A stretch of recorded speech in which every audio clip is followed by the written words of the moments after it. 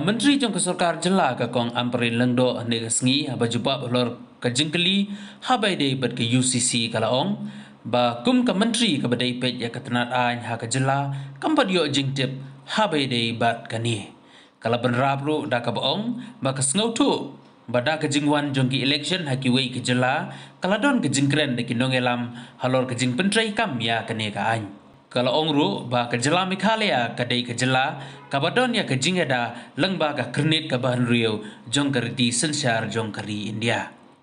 Shu kalau ongru ba ka Sorkar NDA ka ban khot ikiparlok ki badon lang haknik Sorkar hashwa ban chim ya kino ki senjam nagaleng ko kang Ampareen kala ban rabru da ka baong ba kum ka Sorkar jela ki skhem Batkin Don benda bansya ya ke UCC pyntreikam ha ke jela Meghalaya.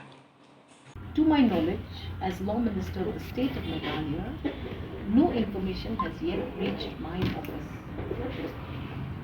I can understand that with elections happening in certain states, there have been statements made by leaders of the country on the implementation of the UCC. Accordingly, there has been reactions based on those observations made in a public forum. Whether or not the state of Meghalaya has received anything in writing, not to my knowledge and information. Honorable Chief Minister has been very candid about it. We have said that we are a state with special privileges. We are protected by the 6th schedule. The 6th schedule predominantly attends to personal laws in a large extent. Matters of land, matters of marriage, matters of inheritance, etc., etc., etc. It would be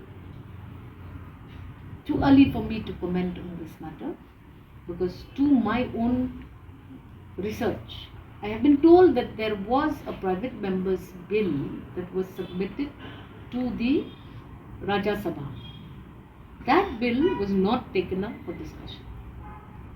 Whether or not it remains the agenda of the NDA will have to call its partners in states before deciding and taking decisive decisions on matters which affect states. And we as a state, as you heard the Honorable Chief Minister comment, are firm on this matter. We shall not be part of allowing UCC to be operational in the state of Meghalaya. We have special privileges as per Constitution. We will fight to the hilt to ensure that our personal laws are not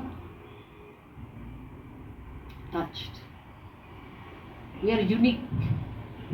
We are a matrilineal community. All of that has a full presence and understanding in the Constitution.